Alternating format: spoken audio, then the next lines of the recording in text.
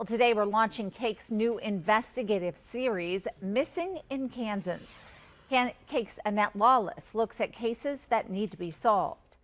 Ark City Police are hoping that you can help them find Quentin Bailey Rauch. He's 20 years old and was last seen on May 9th. Quentin is 6'2" with brown hair and blue eyes. He weighs about 150 pounds. Police believe he could be in Ark City, Winfield, or even in Ponca City in Oklahoma. I've been speaking with police departments in Kansas and Oklahoma who say that family, they are just hoping to bring Quentin home. To see the full story on the search for Quentin Rauch, head over to our website at KAB.com. Now, we're hoping that you all can help us share this story as well to bring him home. If you have information on his whereabouts, go ahead and call Ponca City Police at 580-767-0370. Reporting in the studio, Annette Lawless, KAB News on your side. Missing in Kansas. A Kansas mom is holding out hope for a clue in the case of her boy. Jeremy Coots was 4 years old in 1977. He went out to play with another child in Atchison, only never to be seen or heard from again.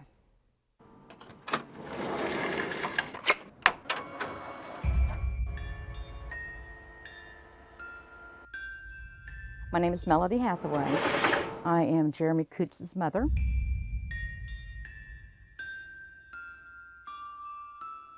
February 18th, 1977, it was supposed to be a blizzard. It turned out to be 60 degrees. A gorgeous winter day. Jeremy Coots had his babysitters playing with her son outside.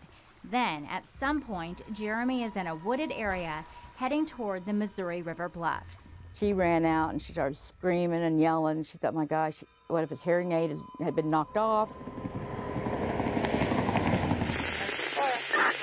A call on the CB radio. Help find a deaf boy lost on Potato Hill.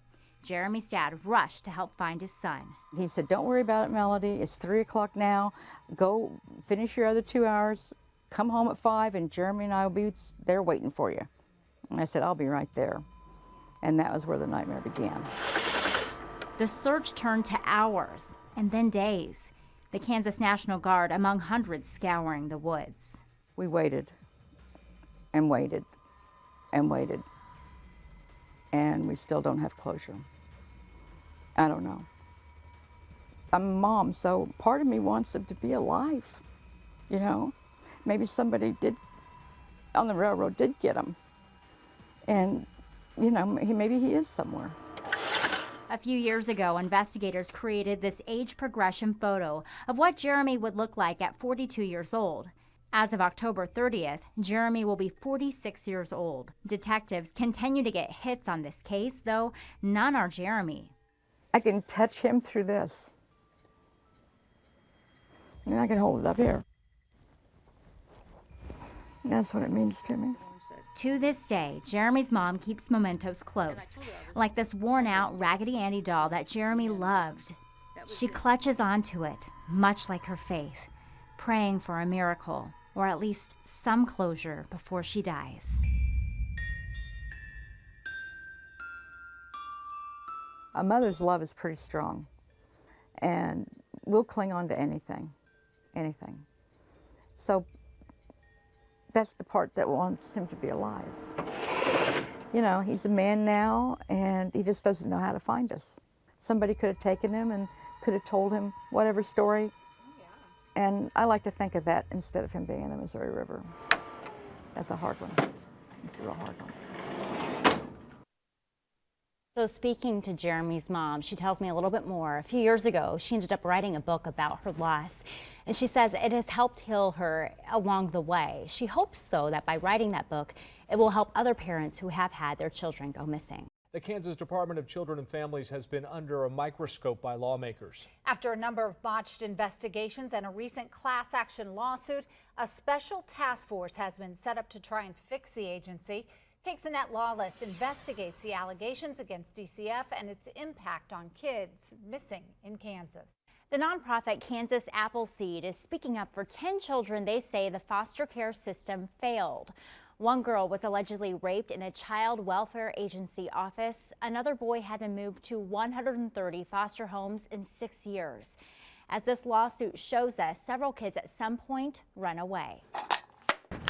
Broken system, extreme housing disruption, Words used to describe what 10 children face in a class action lawsuit against DCF. The department has about 7,600 kids in foster care. They just give up. They don't think anybody cares about them, so they don't have any need to stay where they have no control over their settings. Attorneys like Lori Burns-Bucklew and Larry Root fighting for children in foster care. The lawsuit claims DCF is neglecting kids, leaving them virtually homeless and without proper mental health care. PTSD for kids in foster care has been found to be as much as that for soldiers in battle. And though the Department for Children and Families cannot comment on pending litigation, they say while there are some problems with the system, they are making great strides this year compared to last and with other agencies in the state. This year, DCF says there's been a 27% decrease in the number of missing and runaway youth in Kansas foster care. Some people may say, yeah, well, the numbers may have improved, but there's still a problem. Do you agree with that at all? Of course.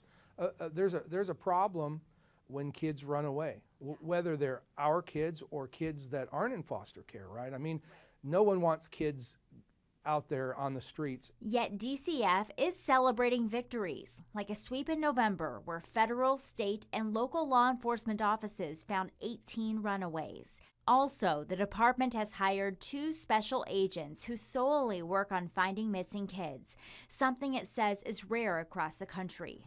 The lawyers hope that with a new governor and other lawmakers preparing to take office, there will also be changes in policies, like reducing short-term stays, better training for foster families, and preventing runaways.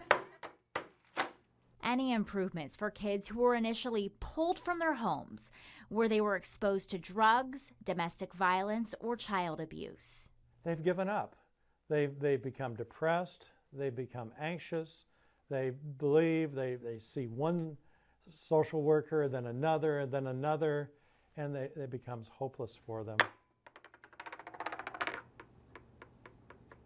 DCF says children who were found in the recent sweep will now go through assessments to find a safe and comfortable place for them.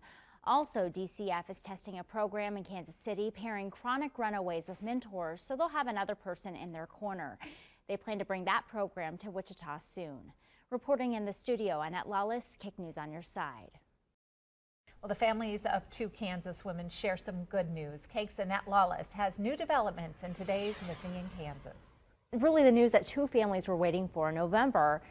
15-year-old Daisy Avalos was reported missing in Wichita, but her mother tells me that Daisy is safe and in her care, no longer considered a missing person. And the mother of Latasha Martinez tells me that her daughter is okay as well. Latasha was originally from Liberal, but she's been up in Kansas City for medical treatment. She was reported missing in early July. The 27-year-old is now in a Kansas City hospital, and we certainly wish her a swift recovery. If you have a missing person story that you would like for us to look into, or maybe you want to see some profiles that we featured here in our segment, we have a lot of them, head over to KAB.com/missing. Reporting in the studio, Annette Lawless, KAB News on your side. A mystery for nearly 25 years. Rachel Pratt is a bright and beautiful teenager who disappeared in January of 1995. She spent the evening with family and then went missing hours later. And though so much time has passed for her family, they're hoping someone has answers that will end their heartache. It's today's Missing in Kansas cold case. Class pictures, 167. And it was really real pretty, but it must be in the other book. As she flips through her daughter's yearbook, Jan Ramirez can't help but wonder what life would be like. January 16, 1995. Her daughter Rachel came home from a high school band concert. The family watched a movie and went to sleep. Her sister Lane, who was 3 at the time, was the last to see her. I had woke up in the middle of the night or something, and I was thirsty, and I remember she got me a drink and she walked me back to bed. She left behind belongings in our family's Garden City home, never to be heard from again. My fear is that maybe she got took to some big city, and I mean, she was only 15 and it was the dead of winter. Yeah. And you know, how do you survive like that? You know, I'm sorry, but you know, she was so young. She was so young. That's her and her sister when they were little. You know, they are acting goofy at a birthday party. The oldest of 8 kids, a model student and athlete, then the unexpected. Rachel was pregnant. She said a boy in high school was the father. He was 18 and faced criminal charges, which were dropped after Rachel vanished. Her family feels police brushed off the case until they started putting up flyers and pressing for answers. That's the part that I don't get, is because I see all these other kids that go missing that are 15, 16, 17, and everyone's up in arms over it. They all go find her. And then for whatever reason, it's like they didn't care. No one cared that Rachel went missing.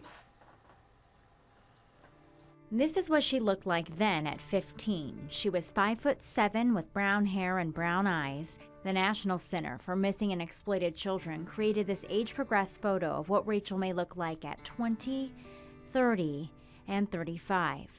Rachel will turn 40 years old this May. With the time as it's gone by, have you lost hope at all with anything? Some. And for years I would never say that. But yeah. At first, I would say until the last 5 years, I really thought that someday I would hear from her. And now I don't know that I will. All right, so there are a lot of theories on what happened to Rachel. Some people believe that they had spotted her not too long after she disappeared. Her mom thinks that it is possible that she was taken to a big city like Denver, Wichita, or Kansas City. Now, there have not been any reports of Rachel going to the hospital or giving birth to that baby. No clues at all since she vanished. But if you happen to have information that can help find her, contact the Garden City Police Department at 620-276-1300. Hey, this morning we have a Missing in Kansas investigation. More than 600,000 people go missing every year in the U.S. And while many are found alive and well, there are a few cases that go unsolved. This morning, I dig into the nation's silent mass disaster, unidentified people, and one professor hoping to bring families closure.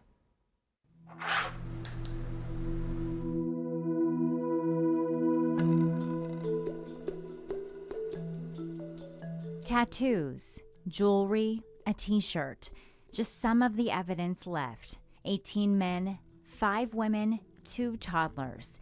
25 people whose remains have been found in the past 50 years, still unidentified in Kansas. They will contact me and they will request my assistance. Sometimes it's a sheriff's office somewhere, or sometimes it's a police department. Yet here in the heart of Wichita State's campus, one man is determined to piece together the puzzle.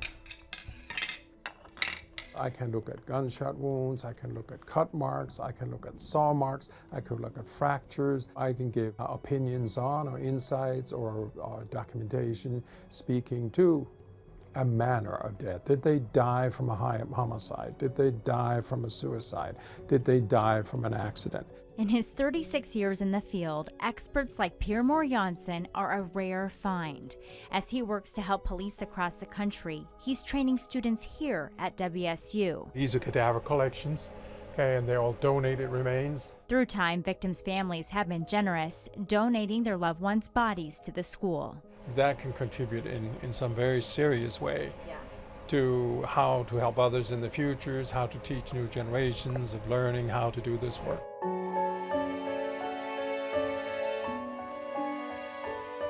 They even have a large plot of land dubbed Skeleton Acres, where students practice what it would be like on a real crime scene. Once we get back there, I will analyze them, looking for any evidence of trauma and weathering. This is a textile decomposition project, and this is the summer study. I do love the idea of reconstructing crime scenes. It's fascinating. I very much appreciate all the people I have worked with, worked for.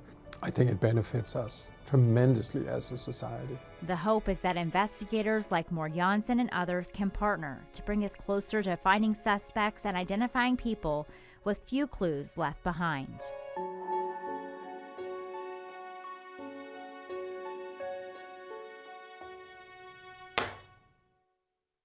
Now, some of these cases are murder, some we simply don't know. I put together profiles of the unidentified people on our website on KAKE.com/missing. We really welcome you all to take a look, and who knows, maybe you can help find whomever is in these cases, these unidentified bodies.